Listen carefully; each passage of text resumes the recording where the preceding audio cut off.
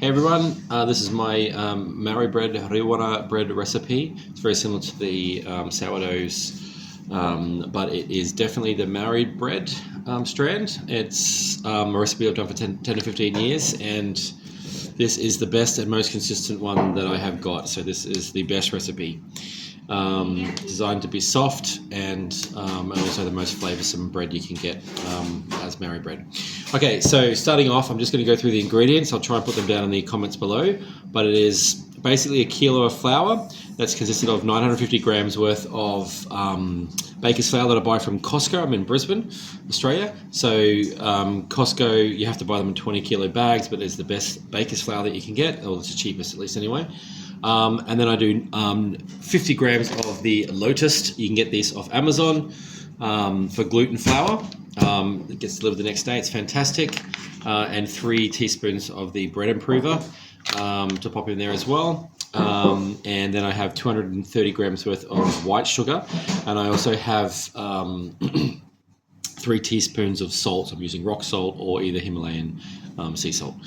Okay, so that's the ingredients. You want to start off with your starter. You always have to have your starter. I keep my starter in a small Aldi jam jar that I put in the fridge. I leave that for a week, and I'm pulling it out once a week or whenever I'm doing my when I'm doing the recipe. In Maori bread, we call the starter a bug, but basically everything aligns with sourdoughs, and it is something you have to prepare and have ready, or else you cannot do this recipe. You can't use yeast in this. It will not taste anywhere near the same. So getting your starter and your bug ready first. So basically you can get the potato. You can do it the traditional way and get a potato, boil it up, get the water cooled from the boiled potatoes, and use that as your part of your starter. How you actually get a starter is you get equal amounts of flour and always plain or baker's flour, and equal amounts of filtered water if you can, with a little bit of sugar. And you can use the potato water in there for that, or you can even mash up the potato and put it in there. It actually makes no difference to the potato if you do it with the potato or not. No difference at all. All you're doing is you're attracting the microbes from around the air to get into the yeast and start eating away there, and they create gas bubbles, etc., which creates the yeast, the rise in the yeast. So you can just use normal yeast when you start. So you can put a little bit of yeast in there in the beginning. As long as you feed it daily for a good week or two, it will become then your natural starter over time because of that, and it will kickstart it. You can just use flour and water by itself, but it will take 2 to 3 weeks to actually get the bug going. So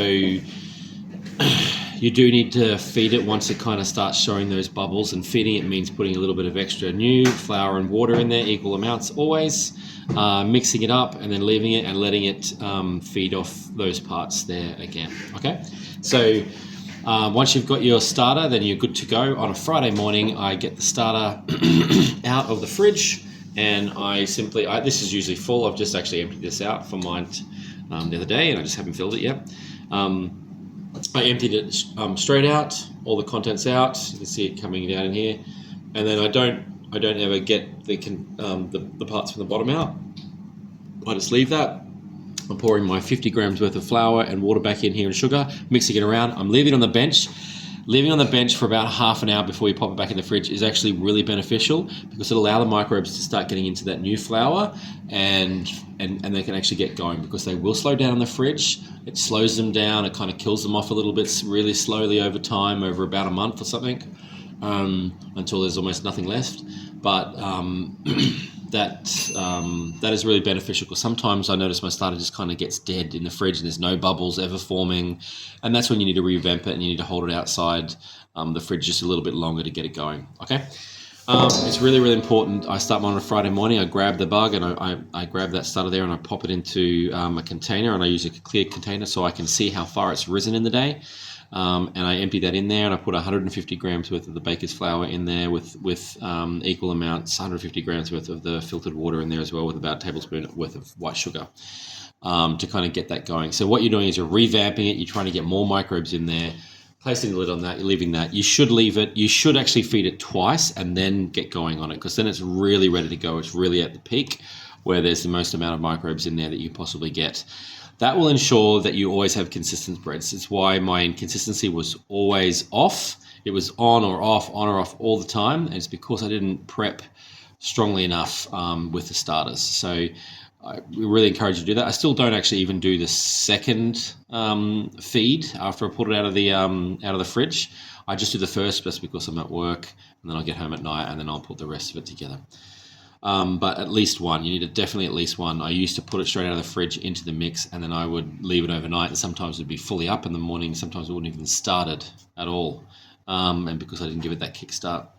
Also, the consistency will also help with the gluten flour as well. That helps the structure, and it just binds it together better. It's just a much better loaf with the gluten flour. And of course, I got that tip from my good friend, who is a really good sourdough bread maker, and they always use probably no more than that 5% in the mixes as well. So you can actually use less. You can use 35 grams is probably even okay if you're finding that's a bit strong, because it really toughens up the loaf. It makes it a bit harder.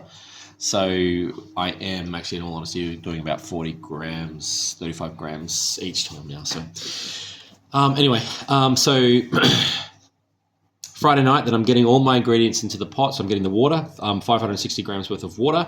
I'm getting 950 grams worth of the baker's flour. I'm getting the about 35 to 40 grams worth of the gluten flour. I'm getting the 3 teaspoons worth of the bread improver. And I'm popping that all in there. And I'm also putting the starter then also in there. So it's about 200 grams, because you're about 300 gram mix in that container that you've risen during the Friday, right? Plus a little bit extra from the beginning. So you're probably putting about 250 grams, 300 grams worth of starter into the mix as well. So you're putting that in there, and then you're mixing that all around until you try and get it into a little bit of a dough form. You will find that it will be sticky. As it is a very sticky dough, that's okay. And they actually use a much higher hydration in the normal sourdoughs. So, I mean, you can try that. I haven't gone down that route. If you go down too wet when you're putting butter in your loaves, though, it's too doughy. So that's the reason why I haven't gone down that road. But so, oh, that's the other thing I did forget in that mix was it's 600 grams worth of butter as well. So I'm definitely going to write this in the comments because that's not all clear. So you're doing that mix all together. Once you've got it in a dough and you've kneaded it a little bit and it's kind of come together, that's when you can then form and put your butter in. So you're putting 60 grams worth of salted butter in there, and also your 3 teaspoons of salt. So they're your 2 ingredients that you leave out. You mix everything else in first, and then you throw those 2 in at the end. And then after that, I'm not actually doing any kneading. I'm doing a little bit of kneading just to get the butter in there a little bit, but I'm doing the stretch and fold after that. So get the butter kind of kneaded in a little bit, and then stretch and fold. So you can look up YouTube for stretch and fold, but it's a really simple method. You keep it in your bowl. So I do it in this bowl. It's quite a big bowl. I stick it all in here, and then I put like a little bit of Glad wrap or something over the top of it so it's airtight. It certainly does not like sunlight. It'll die in sunlight. So you'll want to just keep that covered. And it'll also depend how hot it is, because 32 degrees is a great temperature to actually have raise bread and get it going, but you certainly don't want it to be super cold. It will take a lot longer. But once you've done the stretch and folds every half an hour, do 2, 3 or 4 of them, and it will be perfect for your bread to go. I do that on Friday night, and then I do let it sit overnight. So some people put in like wine coolers and stuff where the temperature is probably about 19 degrees. So it's not super cold, but it's also definitely not warm. And then it can rise a little bit longer during the day. So anyway, you should have your first rise for about 6 hours. Once it's done the rise, your dough should be puffed and really nice looking. Stretch and fold it a little bit, and then you're cutting it up into however you want. Because I'm doing the big, I use a big scan pan here. Love the scan pans, non-stick scan pans that I bought years ago. These have been fantastic for us. Great to do potatoes and a whole bunch of things in there. But I put the coconut oil down the bottom. I don't use seed oils anymore. I'm right down that rabbit hole. Put some coconut oil on the bottom, and then I just cut mine up into 4 lots, and then I stretch and fold them and pull them, and then put them in the 4 corners here and let them raise. So they will be actually quite small, and you think they'll never fill this up, and they definitely will. They're more than double the size. They're triple to probably 4x in the size. So I'm letting that go up to the top, at least, up to the height of the brim, and maybe leave a little bit lower, a bit higher than that. On the second rise, that is. So then you do your first rise, you cut them and you put them in there. I also do a lot of coconut buns. So I'm doing them into small bun sizes and putting the coconut in first. It's some really good. That's a really good recipe to do, to have the Marie bread with the coconut. So I use the premium coconut from Coles. That's definitely needed. Like, to have really good coconut, it makes a big difference. And you're putting. Oh, that's another recipe anyway. So where was I? So basically, you're putting your loaves in there. You're letting them rise then for another probably 6 hours. If you want to speed it up, you can put it in the oven. If you don't have those ovens that allow you to actually have it at the perfect temperature and rise them quickly, then you can put a little bowl in the bottom or a bigger bowl and put boiling water into it and put your pan in the top, and it'll help it rise quickly as well. So that's another little cheat way that I used to always do, particularly in winter. It's great in summer now in Brisbane. It does it a lot quicker, but yeah. So then once your second rise is done, putting it in the fridge then overnight. This is another trick. You want your rises to kind of go as long as possible. 6 hours is okay, but I take them a lot longer. So what happens is, the longer they actually go, the longer that you keep them, the more that enriched tangy flavor will actually come through for the bread. So people like my bread because I really take it to as far as I can. The problem is, if you go too far, then they'll actually pop and they'll actually completely just fall down, and you won't be able to actually. You'll have to feed them all again and restart the whole process. So overnight, then you can go half a day to a 24 hours, no problems in the fridge. So you can pre-do this even like the day before or 2 days before, if you really want to stretch it, and have them all sit in the fridge and then cook them straight away on the next day. So you can do that. I probably wouldn't go too much further than 24 hours. I have done it for 2 days, and it just it changes the whole structure of the bread, and it's not as fresh and it's not as nice. So it's best not to go more than 24 hours. I pull it out of the oven. You can pull these trays out and kind of, if it hasn't had a full rise, or it really should, but then you can pull them out an hour or two before and kind of let them kind of get back to room temperature and start growing again. I pull mine straight out and then straight into the oven. That's no problem as well. It only is a problem if you have thick scam pans like this and you're doing 2 at the same time, which I did recently, and it was too cold then to go into the oven. So sometimes you can pull up the oven to 220 degrees Celsius, and then put your pan straight away in there.